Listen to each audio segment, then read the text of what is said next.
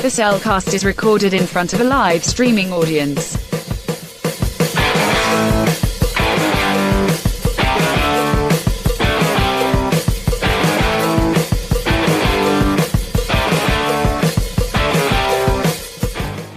Hello and welcome to another episode of The Cellcast.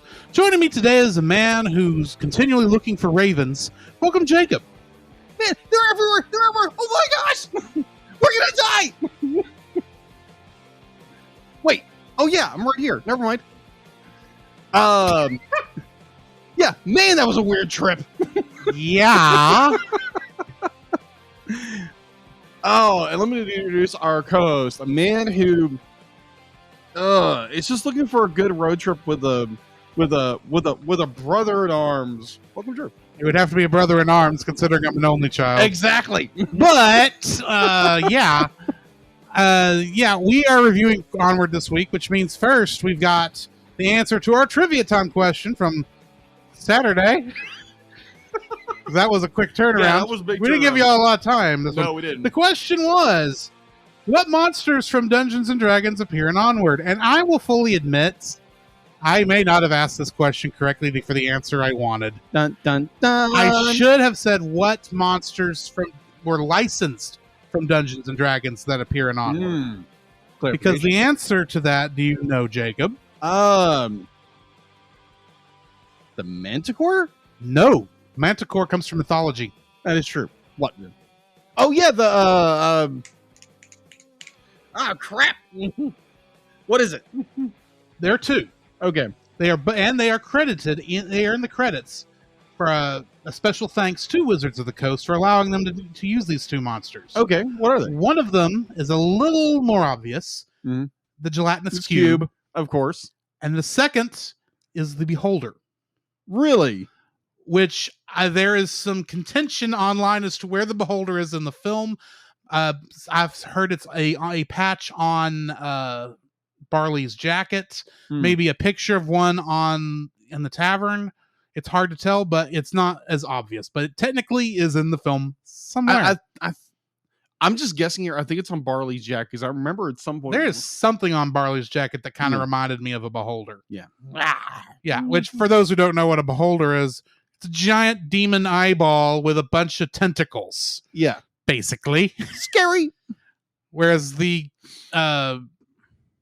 gelatinous cube is a cube of slime that dissolves everything in its path. Ugh. But getting into who actually answered this question, Dallas, Geek Devotions, did not have an answer, but tried to tag in two of his friends, John Haryu of the Playing Games with Strangers podcast, along with Squid from the same podcast, real name Catherine Sherwinski, but everyone just calls her Squid. John had no idea what even Onward was, which I guess fair. It came out at a weird time. But, a very odd time. Yes, but Squid said could probably argue the Pixies, but they're not really monsters. No. And the dragon too, but it's a stone dragon, which isn't technically a kind of dragon in D&D, so And she also guessed the Manticore. And then Josh Adams also, if I can get back over to where that one is, he thought it might be the Manticore, Centaur, Cyclops, Goblin, Dragon, not a real one, but I still count it, and Pixie, and I think that's about it. Here's the thing. Nearly every single one of those do not originate in Dungeons & Dragons. Most of them, they're from different mythologies and other fantasies, and they are public domain, so they don't count. But admittedly, I probably didn't ask the question in a way that explained good of what answer I was looking for. So my apologies there. It happens. It's a good thing I'm not really keeping score. Otherwise, I may have to award points. But anyway, Jacob, how are you doing this fine day? Well, in between Saturday's recording and today, which is a Tuesday. So we're looking at most 3 days. Yeah, at most 3 days. It's a 3-day span. Doing pretty good. A little tired, but that's the beginning of the week, and I can't wait for the weekend. And any dates coming up for you and your significant other? We are going to have we're going to do a double date with my brother Daniel and his wife. Huh. We're gonna have lunch, and then the singles group we're a part of are gonna do a like movie game night. Movie game thing. night. Yeah. So that should be fun. Yes, I agree with that. Other than that, let me think. There's something I'm working on. I'm hoping to do more of like a Patreon for my own art, and see if I can just get something off the ground. Try to motivate myself a little bit more to do art, push myself artistically. Right. And heck, you never know. It may become of something. So you never know. No, once you get that Patreon off the ground, assuming you end up deciding to do that, exactly, you will be free to advertise it on the show because this show is owned by both of us. So, exactly. Yeah, just putting that out there. Keep an eye out for his Patreon if y'all want to give him money instead of the show in general. If you want to exclude me from giving money to, and just want to pay Jacob, give it to his Patreon, not our Patreon. And then I'll just, if it gets significant enough, I'll start pushing money back to our stuff. No, what you do is you just go ahead and say, okay, yeah, I'm getting a bunch in. I'll be a patron of my own show. There we go. And then you won't even have to physically hand me money. It'll just move it over. It'll just go to his account. Yeah, exactly. Yeah, because it is my account, technically. That is true. I'm the one getting most of the benefits for who we're patrons of. Not that I wouldn't give you the the RSS feeds, but if you wanted them. Right. But anyway. All right. So yeah, that's all. That's basically what I've been doing. What have you been doing, Drew? Let's see. It was, like we said, 3 days since we recorded, or 2.5 days, let's say. Roughly 2.5. I've worked I worked 2 of those days. I went to church one of those days. That is true. Easter Sunday was good. Good. Oh my gosh, so many people at church. Oh my gosh. And yet it still wasn't as full as I was thinking it would be. I don't even know if they use overflow. I'm not sure if they did.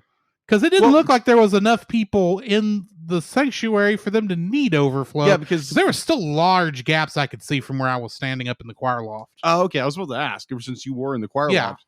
Well, I know you had a very good perspective. I know you know people. You might have heard. You get news faster than I do via the gossip train. No, I honestly did not hear much of anything.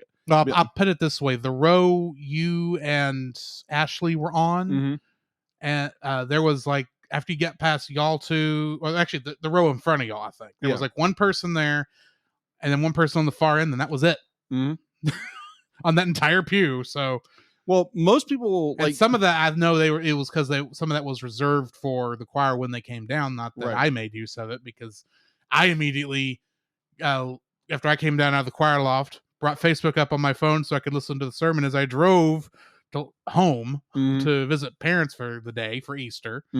But I know that some of that was being used for the choir so they could have a place to sit if they didn't have someone's already saving them a seat. Yeah. But anyway. But overall, be like, the church Sunday was great. Be like, I don't know if some of you don't go to church out there, but it's like, yeah, this was Easter Sunday is if you don't go to church regularly, but Easter Sunday is generally the busiest Sunday of the year. It's busier than Christmas. Yeah, for the most part. Because there is a large amount of people who they decide, they say, yes, we're Christians. We go to church at Easter and Christmas. And then you don't see them the rest of the year. Yeah. I'm not going to judge because I don't know what anyone's going through, but I wonder. So yeah, Easter and Christmas are generally the 2 busier Sundays of the year, and yet I think we weren't. I think last week there was more people there, but I could be wrong. I don't know. There again, this church is growing. Yeah, we are growing. We are growing. It's just curious what we need more Sunday school room. That's what we need right now. Agreed. I wonder what the next step's going to be. I don't know these steps yet, but I wonder what the next step is. Yes, but anyway, Jacob, what have you been watching? Besides a bunch of YouTube in the last 3 days. YouTube. I watched Empire of Dreams, the Star Wars story on Disney Plus, Mhm. which that is, I've watched that a few times. Is the documentary the making of Star Wars Episode 4 through 6, right, which came out on the original DVD release of Star Wars Mhm. original trilogy. Yes, The that's silver and gold boxes. Mm-hmm. Yeah, that was always interesting. That's interesting to watch. And let me think, what else have I been watching? Not a whole lot, except for just a lot of YouTube and just trying to, get creative and just, yeah. That's Okay. about it. What about you? I did see a movie. Mhm. Like, literally, we got done recording. You were fast and furiously putting out that album art, Oh, good night. Yes. whereas I was in the truck going to Tyler. Uh, And I went and saw a movie that was only showing. I found it at AMC, but it was one I felt the need to get out of the apartment. okay. I'm sure you understand that. Yeah. And apparently sit in a dark room with staring at lights on the screen. But I saw a movie called Everything Everywhere All at Once. Okay.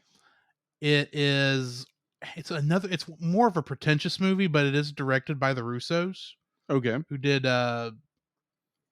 Civil War, Winter Soldier, and Avengers Infinity War and Avengers Endgame, among like a bunch of other things. But that's what most people are going to recognize that they've directed. Yeah. And it is a film starring Michelle Yeoh. Okay. No, I was getting my names confused. Anyway, I was thinking Ming Na Wen, but that's not who it was. It was Michelle Yeoh. Michelle Yeoh. Oh yeah, I and it is a multiverse movie. Yeah. And literally, they pull some of the weirdest stuff in this, and it makes sense. There are universes that they create as a joke, and yet they put more work into that than I think Marvel has put into anything they've done. Sometimes, my favorite part there is there's a point in there where Michelle Yeoh is trying to explain to her family that they were being controlled by people from another universe, but she doesn't know how well to explain it in English. So she says, it's like that movie Rakanui. The one where the guy's up there and the guy's a bad chef, but there's a giant raccoon in his hat controlling his movements. He says, "You mean Ratatouille?" He says, No, I'm fairly certain it was a raccoon. Well, at some point, raccoon. At some point, she needs the ability not to get to she has part of what she can do is she can pull from her abilities of her other selves in other universes. And at one point she pulls from the part of the universe where she's a cook. Oh no. And she has a friend who's got a incredibly thick, what's that called? A toque? That little chef hat thing? The toque. The toque. And at one point she goes over and while they're back in the kitchen and she pulls the thing off his head and there's a giant puppet raccoon. It's not CG. It is somebody as an animatronic raccoon. And this thing keeps popping back up over and over again during different parts. I'm like, huh? Believe me, it makes sense. But if I were to try and explain it, you would think I was as nutty as a jaybird. Okay. I mean, it was a weird movie, but it was a good movie. There are some things in it I don't like most modern movies, if you catch my drift. Right. But yeah, Jamie Lee Curtis is in it too as a IRS agent. Oh, fun.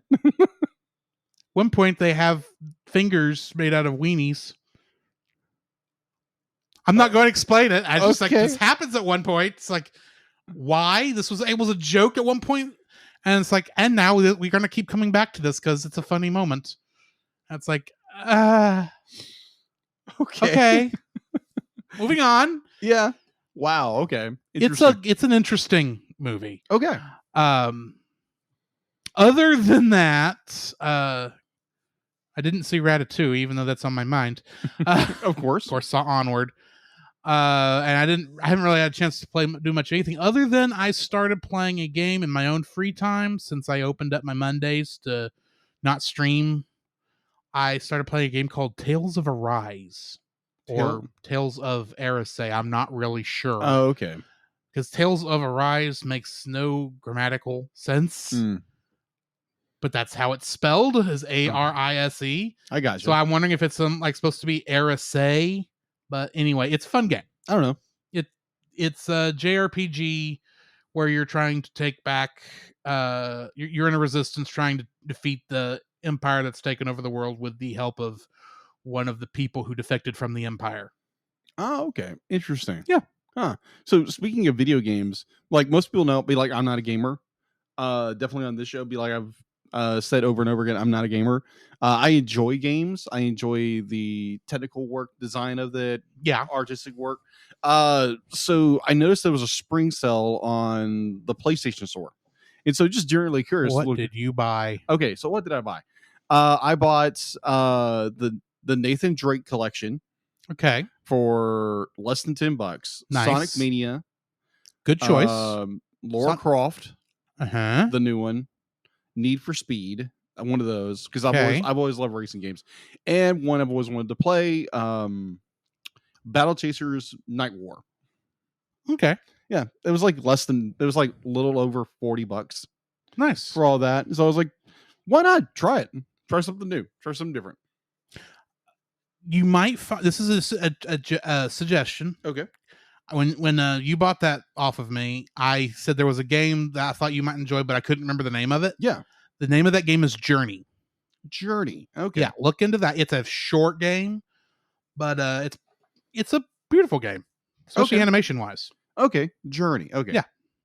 Remind me that later. I will text that to you because I got to text you a different thing later also. Okay. But got it. Yeah. Future plans, people. Future plans. Exactly. Can't let you know what it is. Let's just say there is something on the screen that may tell you what it is if you've got an idea, especially considering news that's come out recently. But moving on. Okay. News, I think, is what we're up to. Yes, we are. The only thing I could really find, like, did we have news in the last 3 days? In the last 3 days, the only thing I could think of, and it's not even animation wise, and it's the only bit of news I could think of, and it's worth talking about. Right, is the new Marvel Studios Thor Love and Thunder trailer dropped. Yes, that looks good. It does look good. It's there again. They are literally ripping out art comic panels from the comics and putting them on the big screen. Yeah, which I appreciate. Yeah. There again, we don't know a whole lot about this film. I will say I'm looking forward to it. The toys look interesting. Let's say that. I will say that the Jane Foster for this one. Who is that actress's name? Padme. It's Padme. No, it's Padme. Natalie Portman. Natalie Portman. Thank you. Natalie Portman's female Thor. Mm-hmm. Lady Thor. Lady Thor. Well, no, technically, Lady Thor's a different character. She's still just Thor? Technically. Legally. Yeah, legally. Because anyway, wait, there is actually a character named Lady Thor in the Marvel universe. Oh, okay. And it's different. And it's different from Thor. Oh, okay. As played by Jane Foster. Interesting. It's a different character entirely. Okay. I had to look this up when I was at the time because I was curious, but because there actually has been a team up between Lady Thor and the Mighty Thor, as the comic line she was in was called. Yeah, that's I think the toy line they're calling her Mighty Thor. Mighty Thor might be the closest of a distinction, but officially she was always just called Thor because at the time Thor might have been played by Chris Hemsworth, the regular comics Thor. He was going by the name Stormbreaker. Oh, okay. Because he had believed himself to be unworthy of Mjolnir, and he dropped it after Odin whispered something in his ear, and he dropped Mjolnir on the moon, and never went back to get it. And somehow Jane Foster got it. Yeah, but yeah, I remember liking it. Liking that comic because I read it for curiosity's sake. Yeah. What I read was interesting. But the thing is, Jane Foster, played by Natalie Portman, in the Thor costume, at least the one shot we got. Oh, yeah. I am not sold on the look yet. Well, yeah, it's only a second. Like what? It's only a second, like and it's not even really a good angle. No, it's not. But I can tell you part of my issue with it. Yeah. You can see her eyes. Hmm. Because in the comic, she had whited out eyes. Yeah, well, that's comics. Yeah, but it fit the character better. It helped hide who the person was because it was a mystery for so stinking long. Yeah. Because for most of that, we never saw her unThored, if that makes any sense. Because it was a mystery. Who is Thor? Who is this female Thor going around? And they wouldn't say it till like I think a year later. And they finally said, "Oh yeah, it's Jane Foster." It's like, oh, I could have called that. That makes sense. Otherwise, you're just pulling some rando, and that wouldn't be as interesting a story. True. But anyways, the trailer looks good. I wonder what you guys think of it. Comment down below what you thought of the interesting that we might see Hercules and Zeus. We're going to see Zeus and a lot of the other Greek gods, which means maybe Amazons. Maybe we'll see Power Princess. Who's Power Princess? Power Princess. Okay, so in the Marvel universe, and DC does the same thing. They have the Roman god. They have their own. They actually have knockoffs of each other's main stable of characters. Yeah, and they both have them, so no one fights each other over it. And the Marvel ripoff of Wonder Woman is Power Princess. Seriously.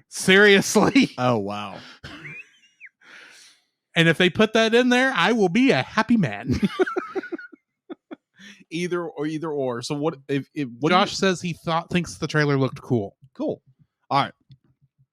So there again, if you watched the trailer, please let us know on the social media what's it and let us know. So yeah, that's the only bit of news I could really think of that's gone out in the last, quote unquote 3 days. Far as I know also. But anyway. Yep. Shall we get into the spoiler-free section of our review of Onward? Let's do that. So this was my second viewing. The first viewing, of course, being our reactions episode. Yes. Go check that one out. Which we recorded the week before lockdown. Thanks, COVID. This is a weird week. That was a weird week. Because, bear in mind, we're sitting in there, we don't know, we bought the tickets, we didn't know if they had just forgotten to turn the ticket thing off or not online. Yeah. Because, we still were able to get in there and watch the movie. It played, so yay. But I remember sitting there going, I was surprised we were getting to watch it. We were the only ones in the theater. I was still tentatively planning in 3 weeks going on a cruise. Right. Which ended up getting canceled for obvious reasons. Right. But that was just a weird month, and this was like the breath of fresh air I needed in the middle of all that. And I think you can hear that in my voice on that episode. Yeah. The reactions. But I still do love this movie. It's probably my favorite of modern Pixar movie. Okay. And by modern, that's not really a good way to say it. It's to me, this is the last good Pixar movie we got. Bear in mind, I have not seen Turning Red yet. Yeah. But our other choices were Luca. That's kind of since it's been Luca and Soul. We know my thoughts on Soul, how I do not like that movie. Yeah. And Luca was kind of a meh experience for me. It was good, but it was like, and I can understand why you didn't put this in theaters as much as I want Pixar movies in theaters. Right. Thank you, Turning Red, but whatever. Yeah. Lightyear better be there. But I really did enjoy this because this I'll get into more of this when we get into likes. But the concept for this setting is kind of a thing I'd been wishing I could see someone do, where it was a fantasy world that was not our world, but had modern conveniences. And the technology level had risen to, our technology level. And now in my version, magic hadn't disappeared, but I understand why magic disappeared in this universe. But I liked the way it was handled there. And I'll get more into that here in a minute, but the story I thought was good. It was a great story of brotherly love and realizing, Yeah, you may not have met your biological father, but you actually did have a father and your older brother. Kind of a story. Yeah. It's not really spoiling anything because you can kind of tell that's kind of what it is going into it. Yeah. And I thought the way they handled, all the fantasy elements throughout the movie was good. The story was fun. Of course, you got Chris Pratt and Tom Holland. They have very good chemistry going off one another. And plus, I can't remember who played the Manticore right off the top of my head. It's on my notes here. I'll look it up in a minute. But she is the Manticore is one of the most fun characters in this whole thing because she first says, "Oh yeah, well we're gonna do this," and oh crap, I just screwed everything up. Pretty much. But yeah, I enjoyed the movie. It's a fun one. I'm gonna highly suggest you go watch it if you have any interest in either fantasy or early animated movies. This is one of the good Pixar movies. Yeah, I say that like they're really bad Pixar movies. Because even as much as I don't like Soul, it's still kind of in the upper half of movies I've watched, so it can't be bad. But yeah, it's a fun movie. I enjoyed it. Go watch it. What are your thoughts? My thoughts, I be like, there again, I think this is my fourth time watching it. It's really well done, very well executed film. There again, watching for the reaction. Just as the COVID starting to shut everything down, and so I just have this wonderful time watching this film. Like every time I watch it, I just get goosebumps. Being an older brother of two younger brothers, and like sometimes be like sometimes I really wish I was kind of like Barley in a way, not the goofy eccentric, but just the the atypical big brother. But I think my brothers would disagree with me on that. There again, I'm very hypercritical of myself. And so other than that, be like, I thoroughly enjoy it. I always get like very emotional watching this because there again, being an older brother and the idea of sacrificing things for each other and not getting along in some cases, and then you kind of come back together because that's because you're your brothers. And it's always, this movie has always touched me in so many great ways, and it's still just it's a classic modern Pixar movie to me. I agree. Which that brings us to the trailer for the bumpers for this week. So join us on the other side and we will get to spoiling this thing.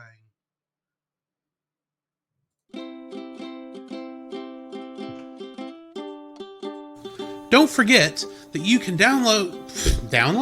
Don't forget that you can.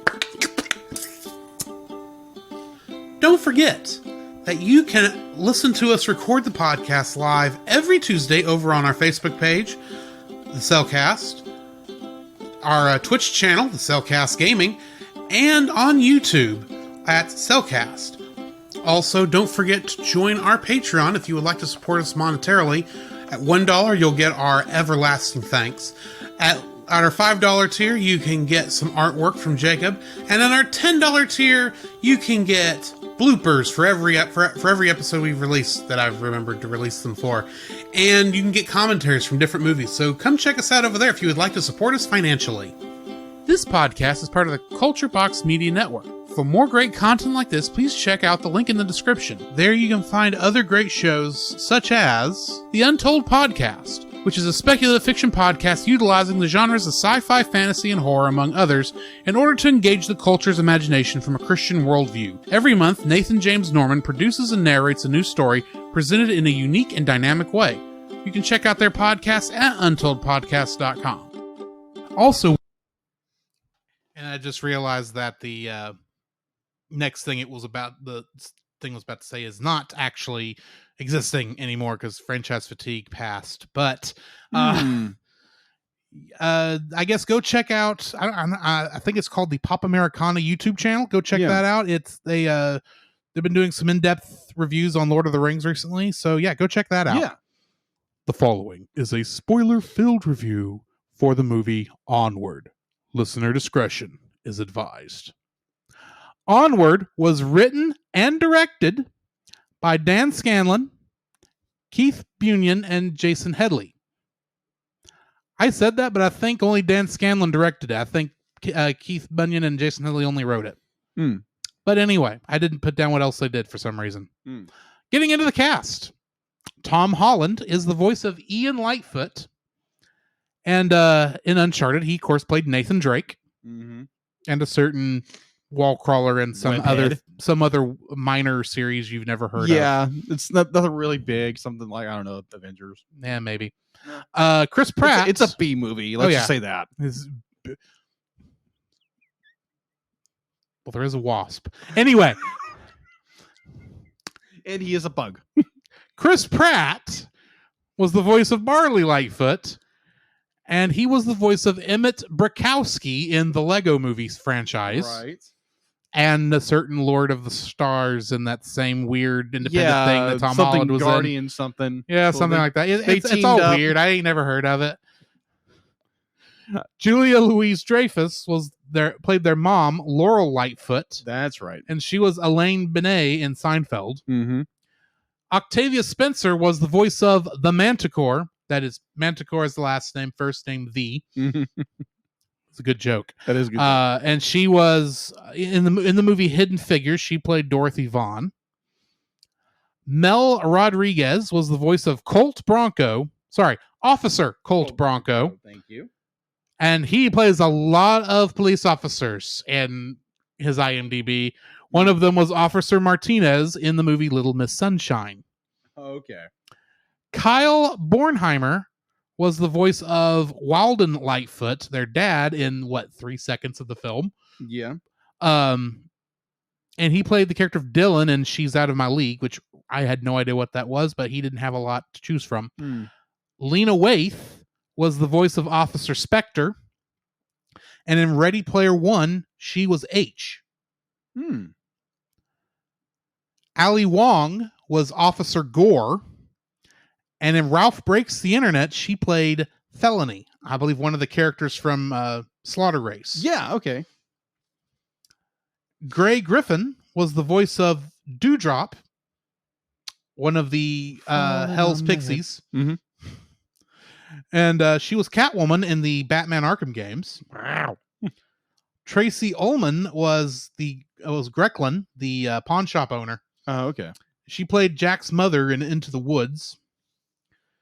Wilmer Valderrama was the voice of Gaxton, and he was Augustin in Encanto. George Pasaris was Officer Avil and additional voices, and he was a consultant in Freeland, which I don't know what that is. And last but not least, because it is a Pixar movie, John Ratzenberger was a construction worker and played a character named Construction Worker Fenwick. And of course, he was Cliff Clavin in Cheers, and of course, he is the Lucky Rabbit's Foot of the Pixar universe. Indeed. As he is in every movie. Speaking of which, he is the first of our Kingdom Hearts connections. Oh, really? As along with playing Construction Officer Fenwick, he also voiced Ham in Kingdom Hearts 3. Huh. He reprisal of that role. And Kari Walgreen, who was additional voices here in Onward, also is the voice of the Grid in Kingdom Hearts Dream Drop Distance in archived audio form. Really? Yes. Interesting. And that is what I've got for cast and connections. What do we got in info and stuff? All right, so info and stuff. On IMDb as 7.4 out of 10. If you are subscribed to Disney Plus, you can go watch it there. Or you can basically rent it most places now. Yeah, it's still rentable. Yeah, it's still rentable. Production was by Walt Disney Pictures, Pixar Animation Studios, distributed by Walt Disney Studios Motion Pictures. Yay, I got it right. Release date was originally in February 21st, 2020 in Belgium, I believe. Belgium. That's where Poirot is from. Interesting. Hercule Poirot. Oh, he is from Belgium. Yes. That's right. Anyway. That's what I hear. All right, so I'm glad you used your little gray cells to remember that. That's what he calls thinking in that franchise. Oh, okay. I just realized the way you were looking at it, you thought I slighted you, and I didn't. Exactly. I was like, what in the like? Ow! Straight No, to the heart. And I'm to blame because I didn't realize. I forgot you hadn't read the book, so you didn't know about him talking about using his little gray cells. Well, now you know. Moving on. So it was released in the United States on March 6, 2020. That's before the global pandemic nearly shut everything down. Thanks, COVID. Either or. So box office had a budget of $175 million estimated wise. Its US opening for US and Canada was $39.1 million on March 8th. There again, the pandemic was starting to spread everywhere. Yes. And people were scared to do anything. So its US and Canada gross was 61. Am I reading that right? Yes.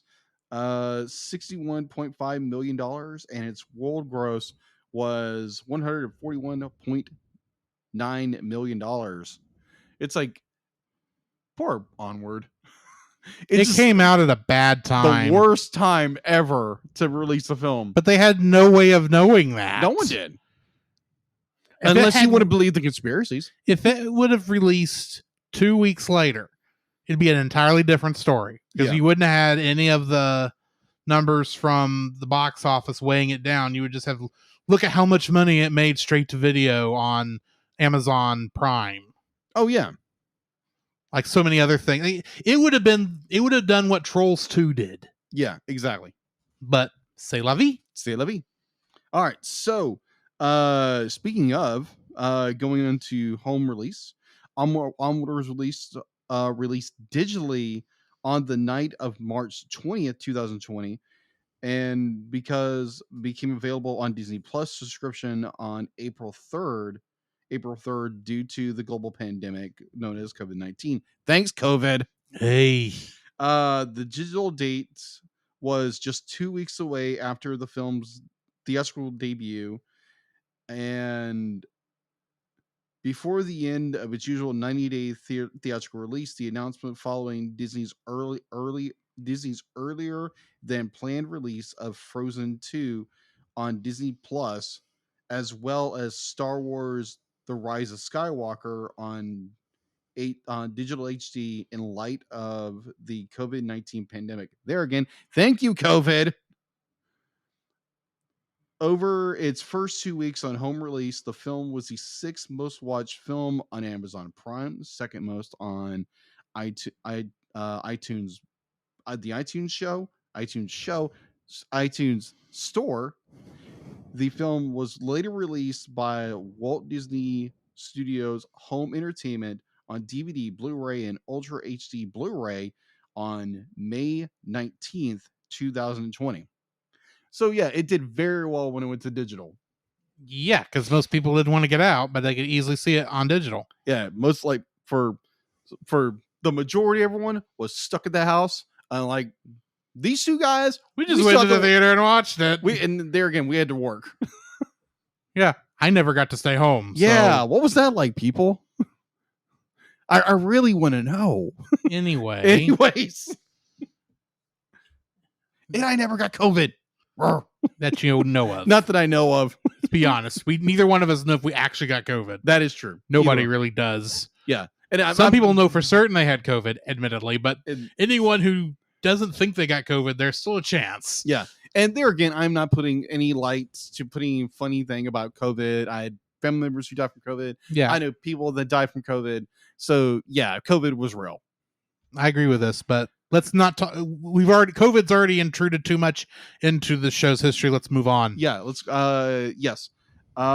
Sequels, there's no immediate information about a possible sequel, and I don't know where they would go with it, because honestly, I don't either. The story wrapped up very well, and so.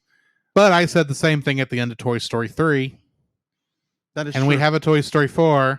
True. So what do I know? True. Toys never die. They do if their battery runs out. What if they don't have a battery?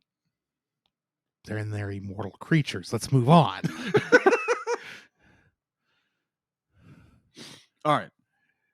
So that is all I have for info and stuff. All right, getting into the summary. In a world inhabited by mythic creatures, magic was commonplace millennia ago, though difficult to master. After technological advances over the centuries, magic became obsolete and was largely discarded. In the modern day, Ian Lightfoot is a teenaged elf struggling with self-confidence. His older brother Barley is an enthusiastic and impulsive role-playing gamer. On Ian's 16th birthday, the boy's mother Laurel gives her sons a gift from their father Walden, who died shortly before Ian was born: a magical staff, a rare phoenix gem, and a letter describing a visitation spell that can resurrect Walden for a single day. Ian succeeds in casting the spell, but interrupted by Barley, is unable to finish it. As a result, only the lower half of Walden's body is reformed before the gem disintegrates. The brothers embark on a quest to acquire another gem and complete the spell before sunset, taking Barley's beloved van Guinevere. Finding the boys gone, Laurel leaves to look for them. Hoping to find a map to another gem, Ian and Barley visit the Manticore's Tavern, once a gathering place for would-be adventurers, now a family-friendly restaurant, managed by the Manticore, known as Corey. While arguing with Ian over the map, Corey realizes how unfulfilling her life has become and loses her temper, accidentally setting fire to the restaurant and the map. The brothers' only clue to the gem is a children's menu suggesting Raven's Point, a nearby mountain. Laurel later arrives at the scene and befriends Corey, who warns Laurel that the gem is guarded by a curse and can only be defeated by an enchanted sword. After stealing the sword from a pawn shop, they set out in pursuit of Ian and Barley. Traveling to the mountains, Barley proposes following what he calls the Path of Peril, but Ian insists on taking the freeway. As they travel, Ian begins mastering magic spells that Barley remembers from his role-playing game. They narrowly escape a motorcycle gang of pixies at a gas station and have a tense encounter with the police, which the boys disguise themselves as their mother's boyfriend, Colt Bronco, during which Ian inadvertently reveals that he considers Barley to be a screw-up. To apologize, Ian agrees to follow the Path of Peril, and Ian's self-confidence is boosted when he successfully uses a spell that allows him to walk across a bottomless pit, where, unbeknownst to him, he was walking without the rope that Barley tied him to over the second half of the pit. Bronco catches up to the boys and forces them to come home. Ian agrees, but as he starts the van, he drives away, leading to a wild police chase. When they are pursued by the police, Barley sacrifices Guinevere to cause a landslide, blocking their pursuers. Raven's Point turns out to be a series of raven statues leading them into a cave. As they explore the cave, Barley confesses that he was too afraid to say goodbye to Walden when he was dying. The brothers evade a series of traps, including a gelatinous cube that dissolves anything it touches.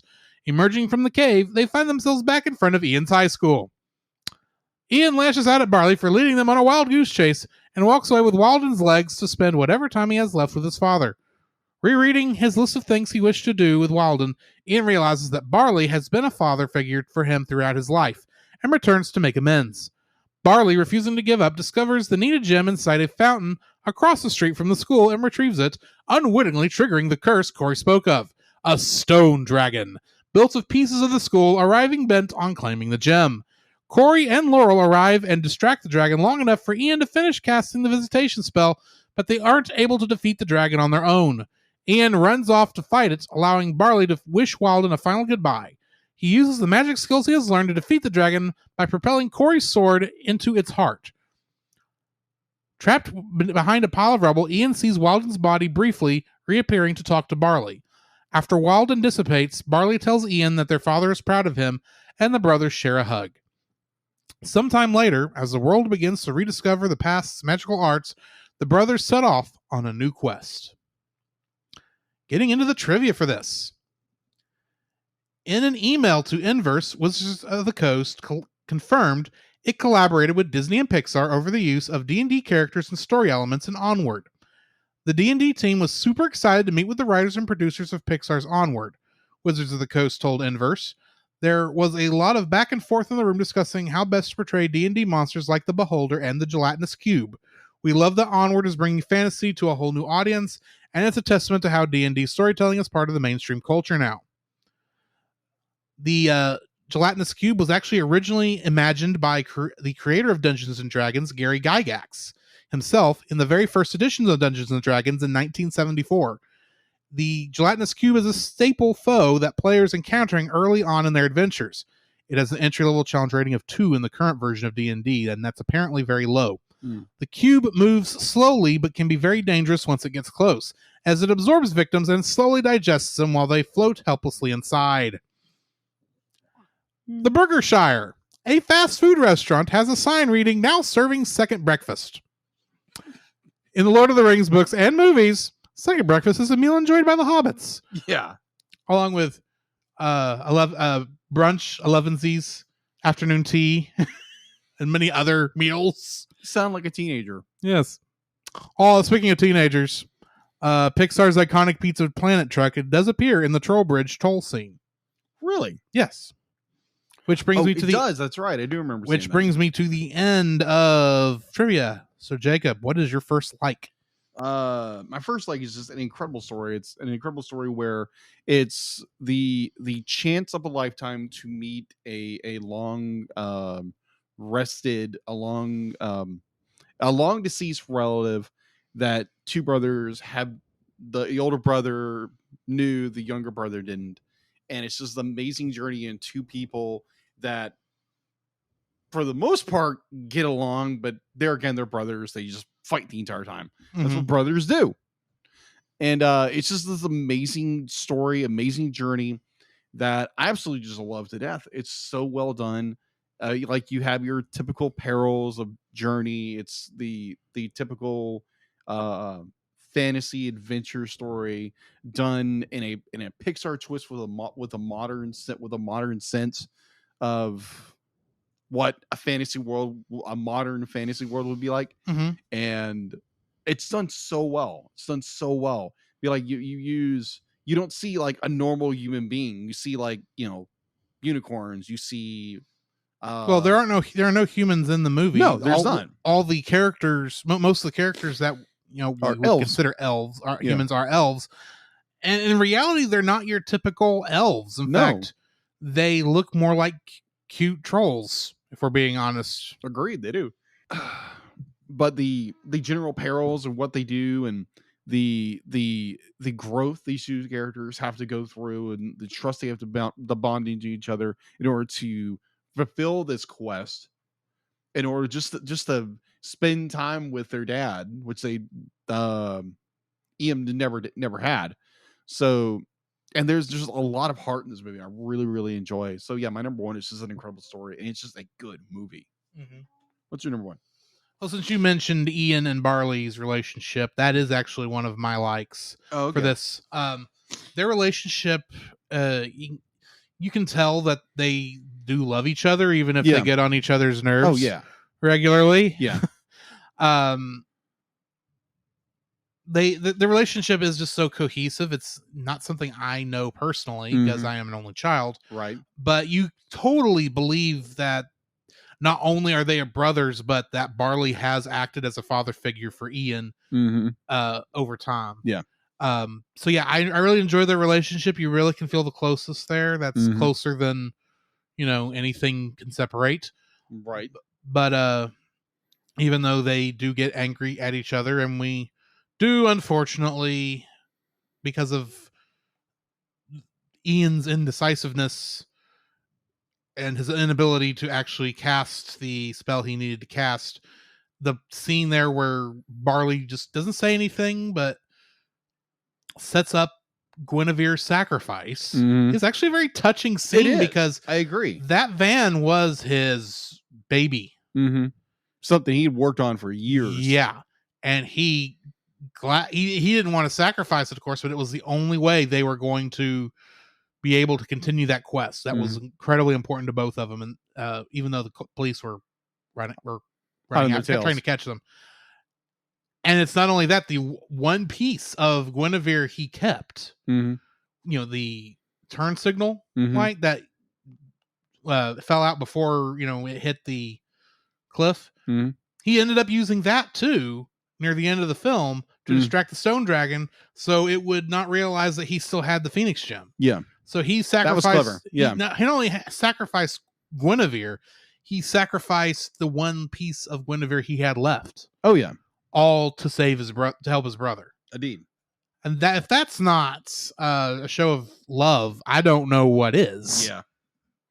So yeah, that their relationship is definitely up there. Yeah, as one of my likes. Yeah, it reminds me of part of scripture where it's like the greatest things to do is to lay down your life for a friend, and in that case, your brother. Yeah, and I think it's what greater love hath man known, but to lay down one's life for his brother, or something to that effect. Yeah, Jesus said it, so it's definitely true. Yeah, it's very true. And definitely what Jesus would go on to do on the cross. Right.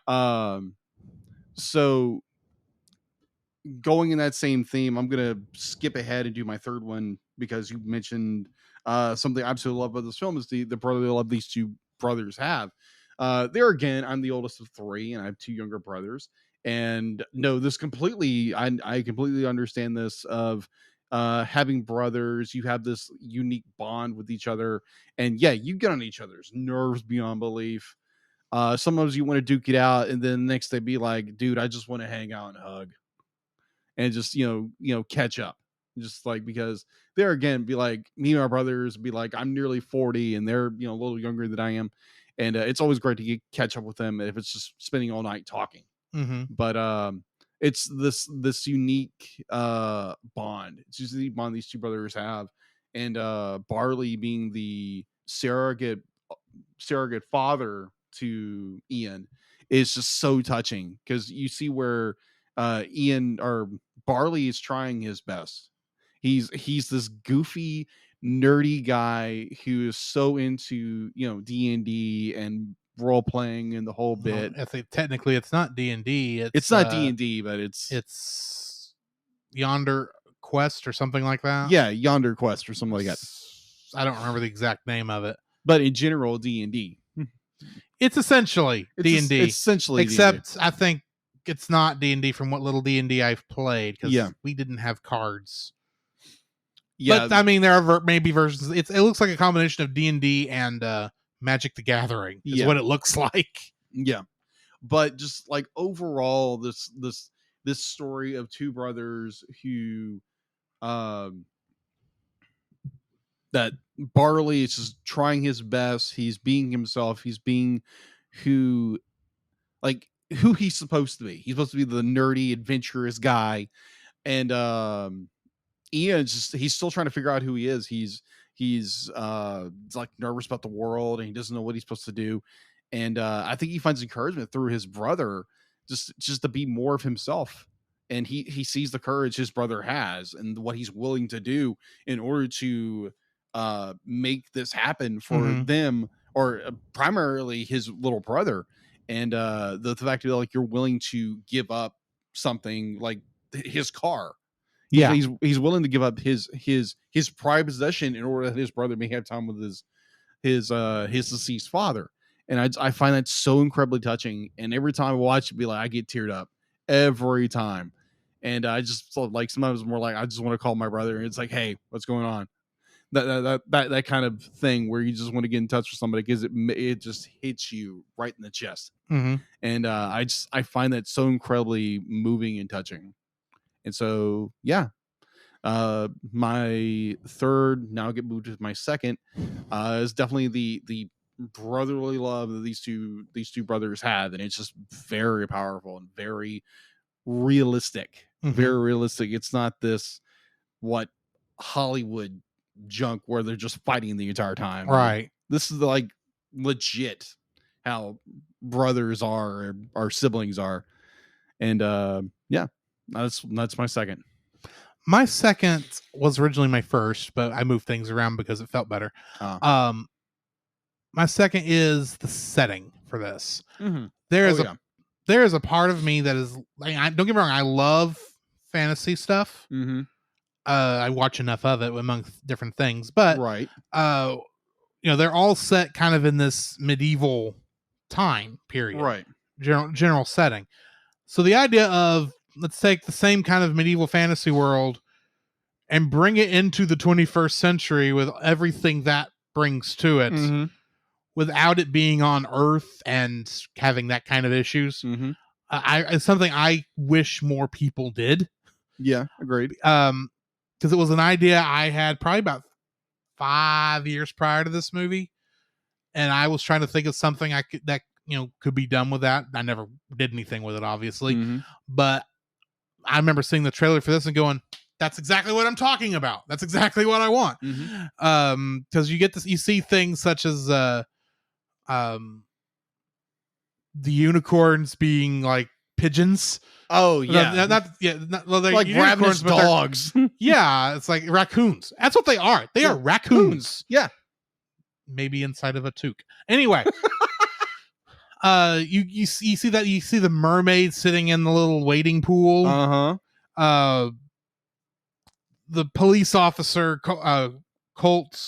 I can't want to say Colt Ford. That is not his name. No, Colt something. Ford Colt. No, it's not Ford. Colt Bronco. It was a Ford truck. We were close. We were both there. We were so close. Colt Bronco.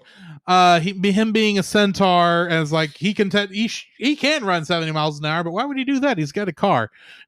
Well, at least he doesn't befriend OJ. We won't go there.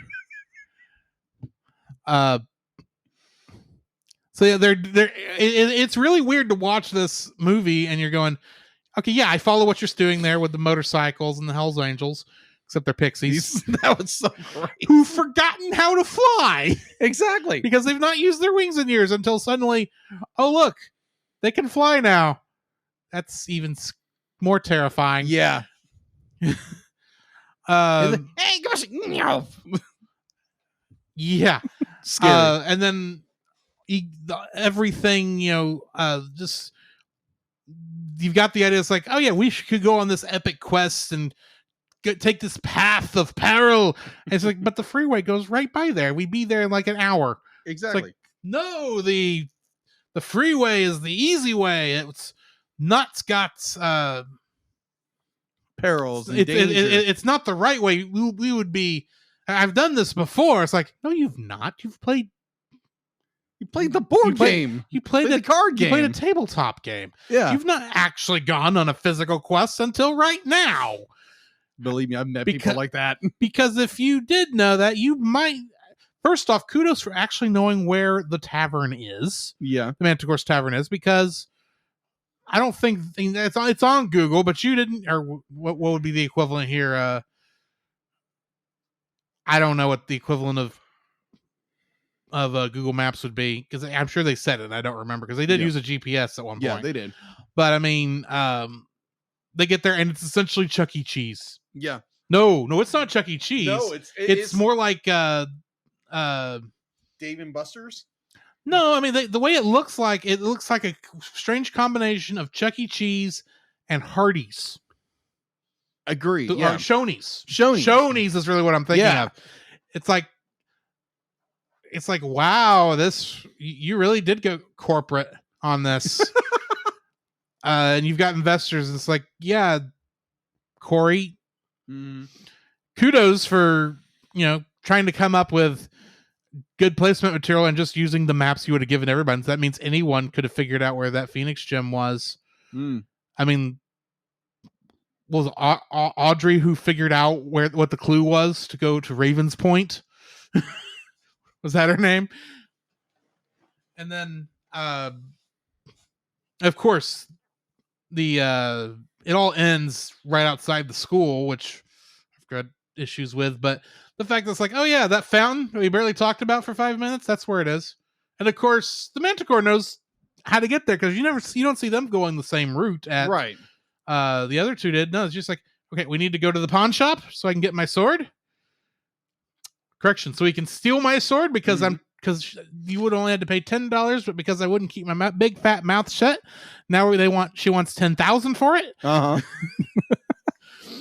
And then they just drive straight to the school. It's like they could have, and yet still somehow they don't make it back before our characters do. I don't know how that works. Traffic must have been bad that morning, I'm guessing.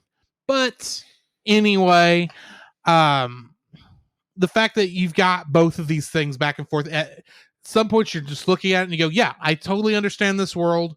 This is exactly what I go through every day. Somehow you feel what all these characters are feeling, dealing with traffic and merging onto the interstate when they won't let you in. Yeah.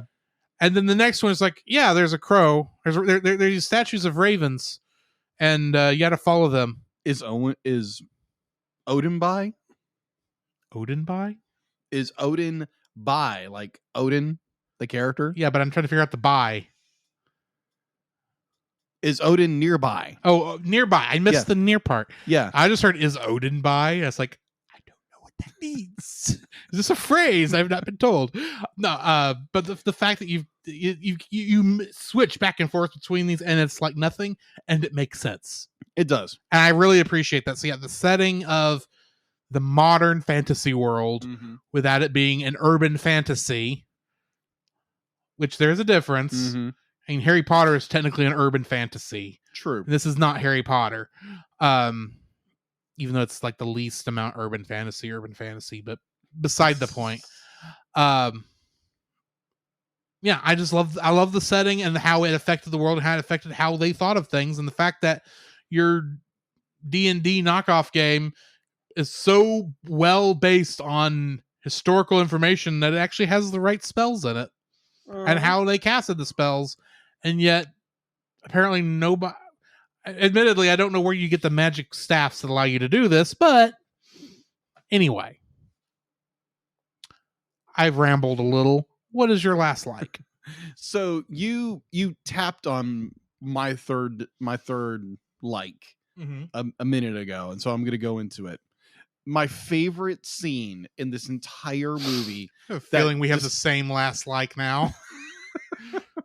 The tabard scene. Yes, the tabard scene. Oh my gosh, the fact that like oh wow, hold on. The Manticore? No. Be like, for some reason I'm forgetting names. Audrey, Laurel, Barley. Thank you. Like a barley corn. Yeah, Barley. Yeah, Barley is so convinced. Be like, oh yeah, we need to go to the tavern. This is where all adventures start. And just like you said, it'd be like they literally walk in. You get this dramatic music. Be like they're going into a big battle or something like that. And yes, it's a Chuck E. Cheese. I was like, what in the world? Exactly. So your quest your quest at karaoke singing will begin. It's just as soon as we can get it fixed. But it's just like when Barley. Is it Barley who confronts Core? They kind of both. They both confront her. Yeah, about it. And then she kind of comes to this realization, oh my gosh, I was meaningless. What have I done? Yeah. And she literally destroys the entire thing. Like, and then I mean, she was being brought to the boiling point in that conversation anyway, dealing with customer service. We here at the Cellcast have both worked in customer service, and we completely relate. Exactly. We have wanted to burn the building down in a fit of rage, but never did because we're not that kind of people. Yeah, and nor are we manticores. There's that too. So yeah, just that entire scene is just hilarious. It's like you walk in, it's like, I didn't expect this. And it's just like it throws your expectations completely off. And then you meet the Manticore. Well, they first bring out the Manticore, and it's some guy in a costume. Yeah. And it's like, yeah, this is about what I'm figuring. Oh, yeah. Oh, yeah. Oh, you mean Corey? She's right over there. And she comes out, it's like, I've got tater tots that need to go to table 3. Someone come get them. Oh, yeah. And something to that effect. Yeah, the scene that got me the most was Corey when she's blown her top. Yes. And she goes full Manticore. She rips the costume head off and fires it up. Breathes fire out, and the other guy just runs off. Oh, it was so good. It was like, oh my gosh. And then then the best part of that entire thing with that costume is they at the end when Laurel is trying to get the Manticore out of police. Oh yeah, custody. they said, yeah, we're just going to go over here and I'm going to, wrap this up because apparently manticores go a little crazy when their blood is exposed to air. That's a little scratch, but whatever.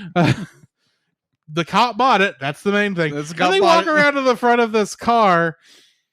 The cop turns away, happens to look back, says, okay, yeah, that's enough. And he goes, and it's, and he walks back over, and it's the melted head of the manticore costume, and it scares him half to death. Yeah. Of course, they gotten in Laurel's car and are booking it away from there, probably heading towards the pawn shop. Yeah.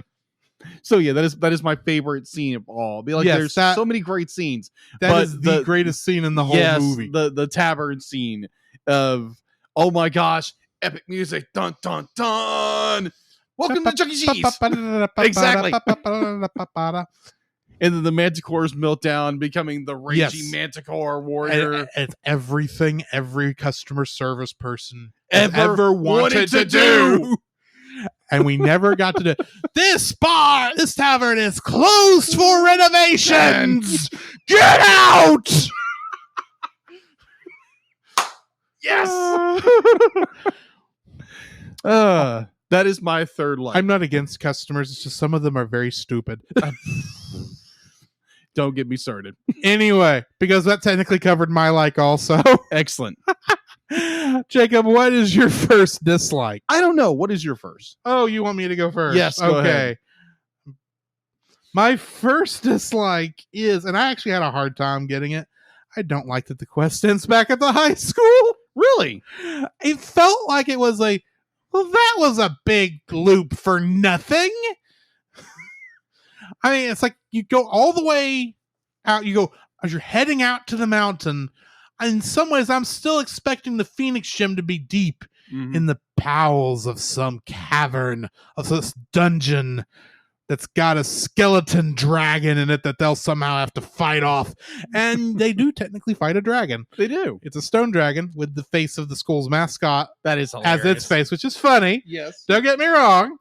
But the whole time I'm going, y'all literally could have done this in about 5 minutes, and y'all both would have gotten to spend the whole day with your dad, but because you had to go on the roundabout quest to do it, just don't get me wrong, I enjoy it. Yeah, thanks, it's Barley.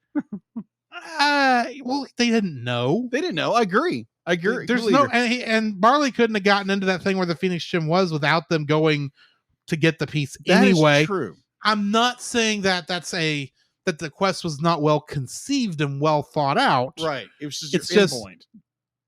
It's just like, this is a disappointing location for this last battle to take place.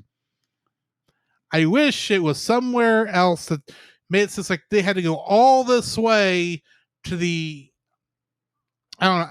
It's just a part of me that wishes like if you're going to go to that much trouble, it's going to take you nearly 24 hours to complete the quest. It still would be nice if you weren't right 3 blocks from your home at the end of it.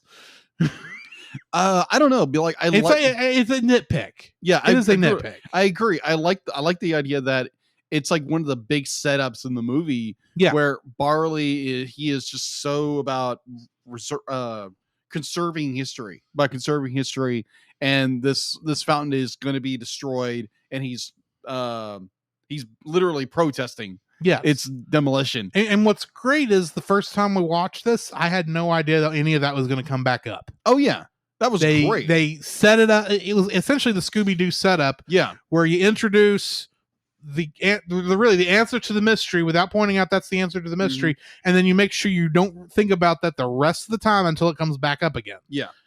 Like I say, it's the Scooby-Doo plot line. Agreed. That's how you know Old Man Jenkins was the actual guy in the mask, because where I'm thinking that. Anyway, I gotcha. Continue what you were saying.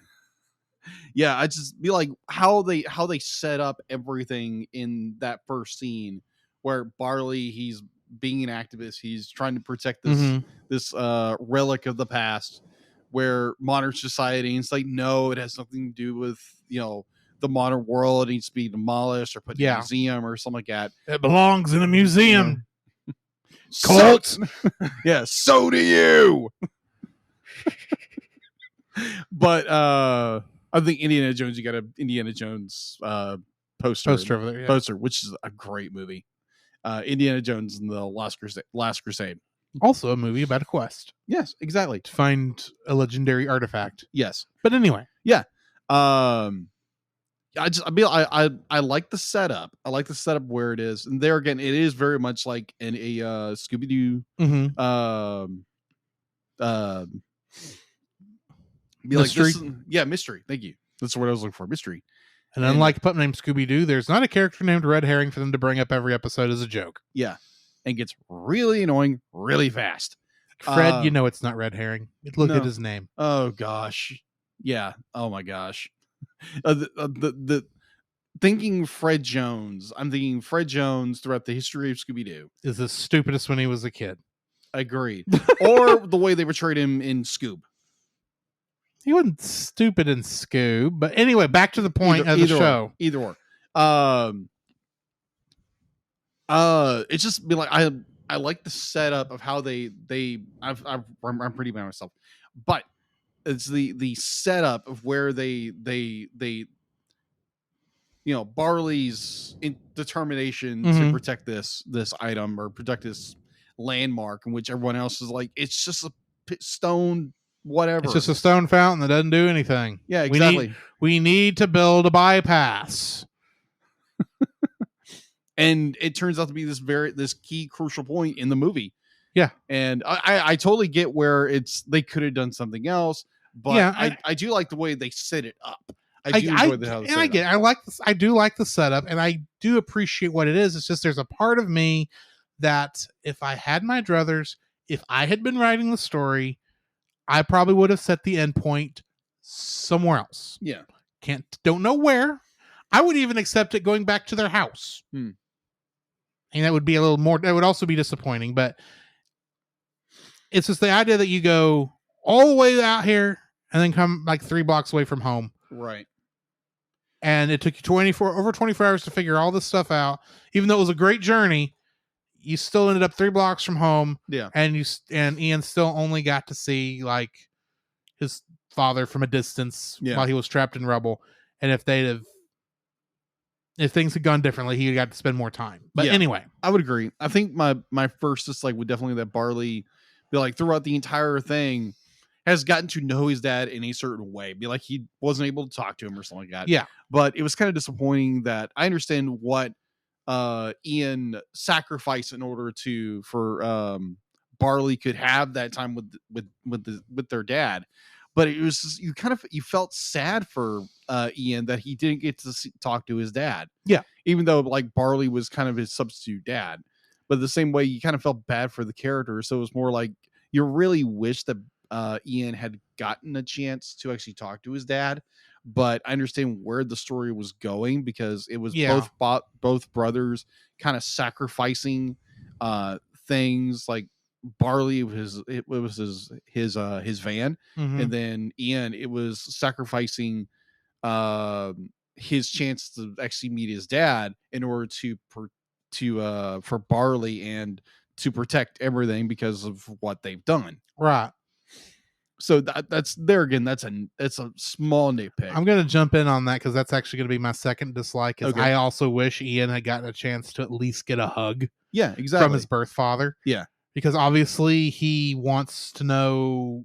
He does feel like throughout most of the film that he's missing his dad. Yeah, agreed. Now, granted, I'm not going to say he takes the consolation prize of his brother, but he does realize his brother has done everything a father would do. So in reality, much like Yondu in Guardians of the Galaxy Volume 2, he had a pretty cool dad anyway, even though it wasn't the dad he was thinking of. I'm Mary Poppins, y'all. Exactly.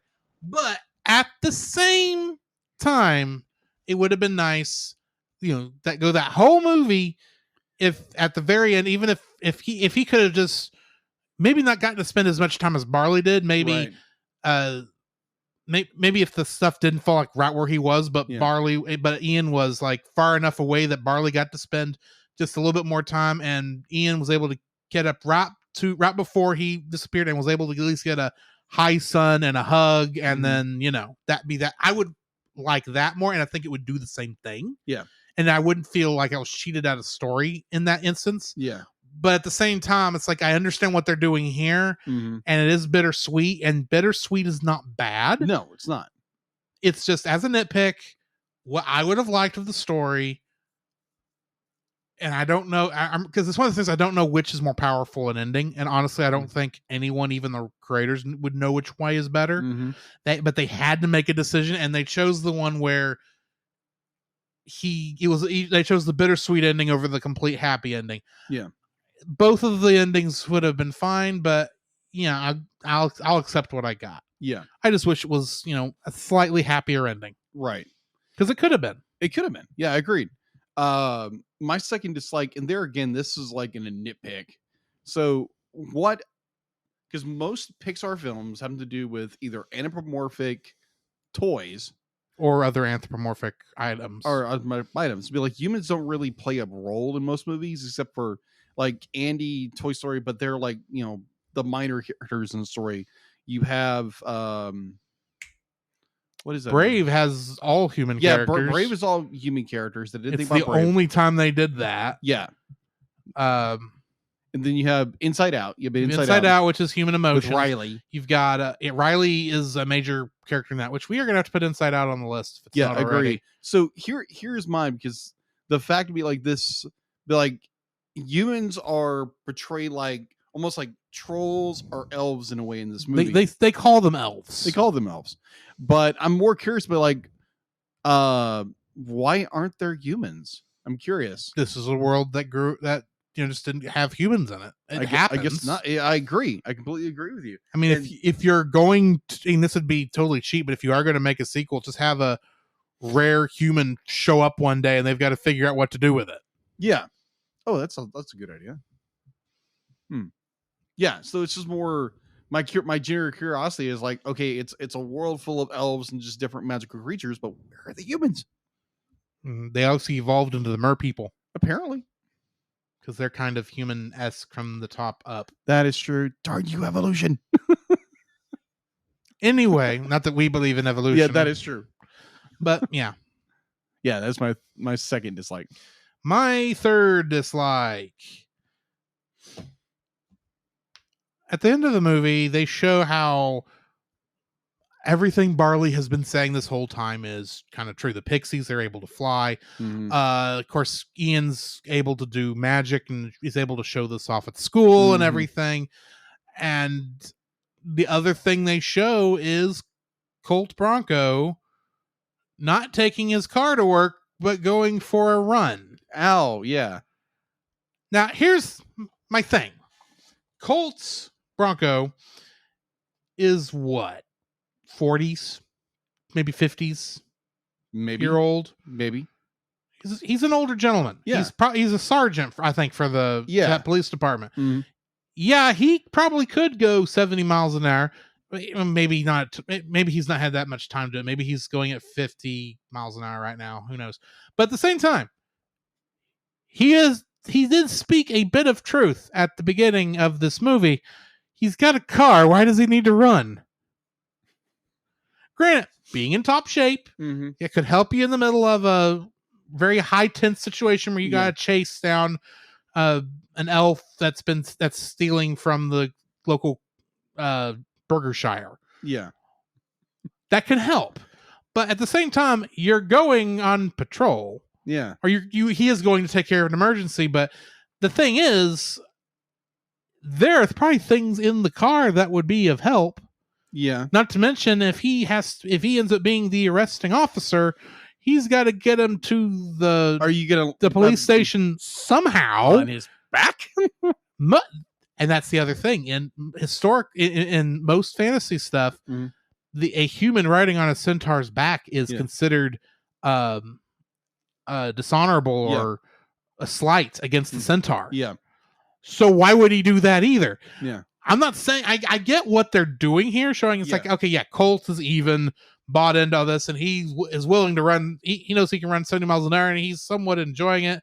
And you do get that nice little luxurious hair thing he does in there. It's funny. Do not get me wrong. Yes. But from a logistical point of view, it makes no bloody sense. And plus, do we know that Colt Bronco is is he the sergeant who has gotten complacent in his job, or we don't know any of that. So it's effectively we don't know much of what his job at the police station is. Yeah. So my question would be, sorry if I cut you off. No, you're fine. My question would be, is Colt Bronco there again? Be like, has obviously he's run before, but at his age, he's 40 something years old. Be like, I have this weird imagination where he starts running off and he gets out of frame and he trips and breaks an ankle. Well, see, and this is the other thing. That last scene is okay. It's long enough. Well, except the school was magically repaired, so we don't know how long it's really been since the school was nearly destroyed and the end of the movie. Yeah. It could be a week or two. It could be a couple months. We don't know. And Barley has to advance the magic that long. How long would it take a centaur who is not used to running? Because why would he run? He takes a car everywhere he goes. Yeah. How long would it take him to train to be able to go from not being able to chase a van down the road, which we see him not being able to do, middle of the movie, to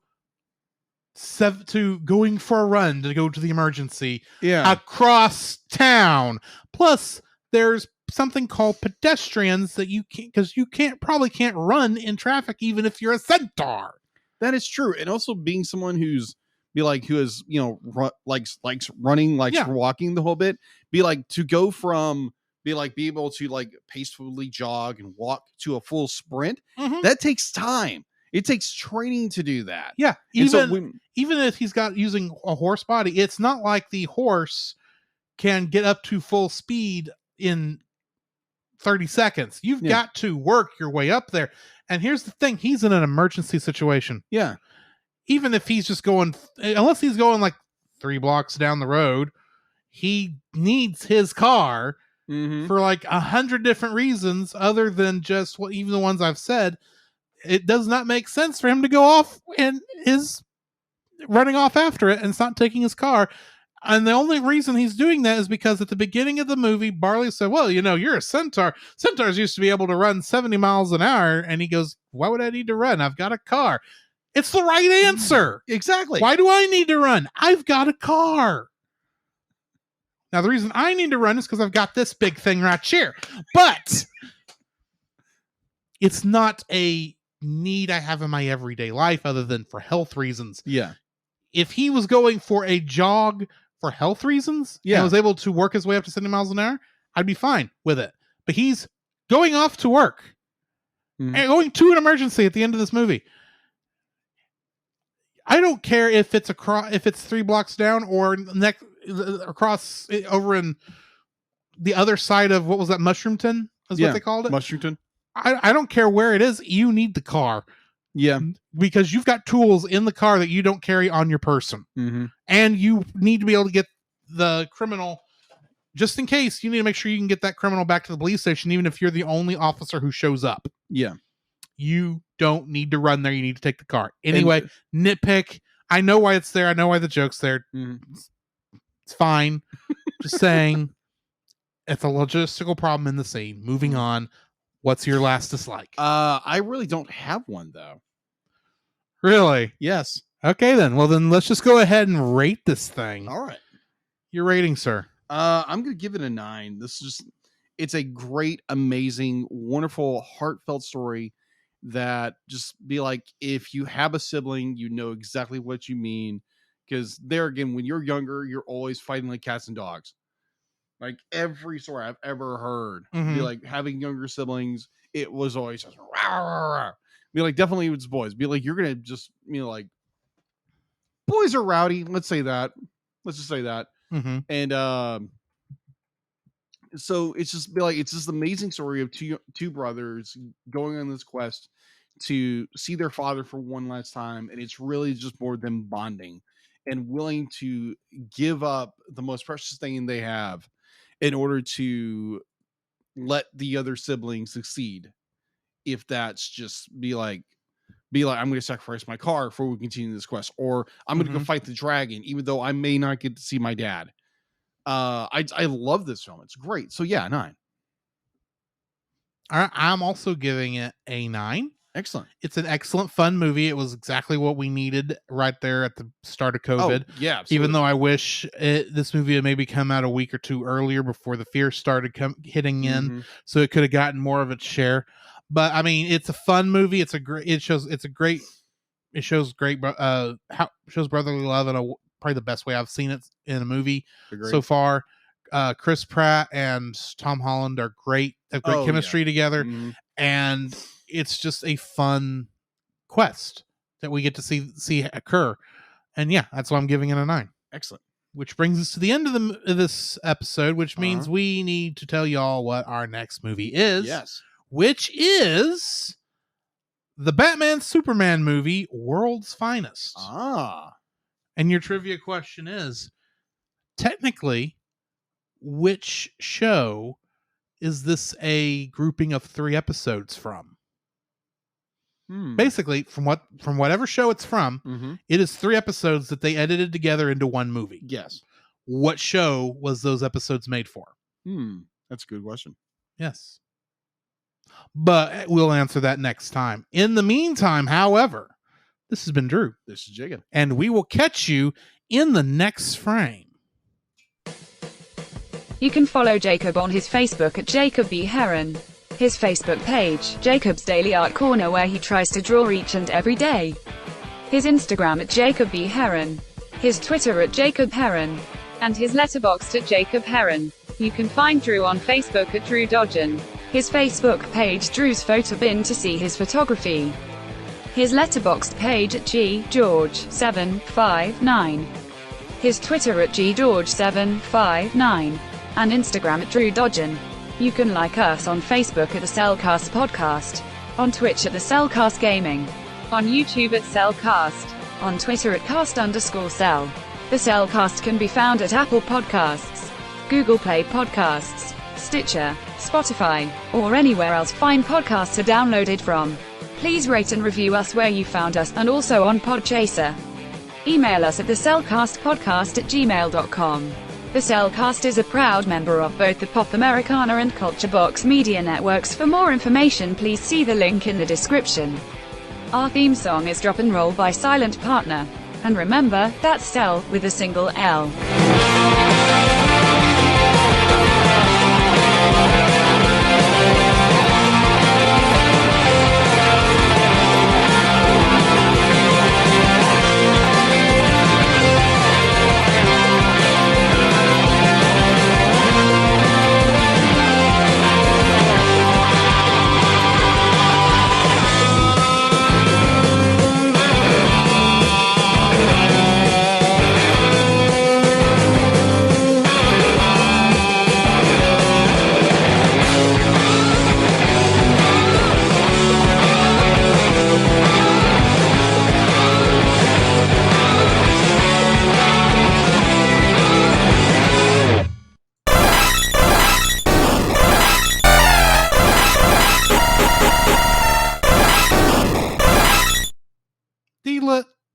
What are you talking about?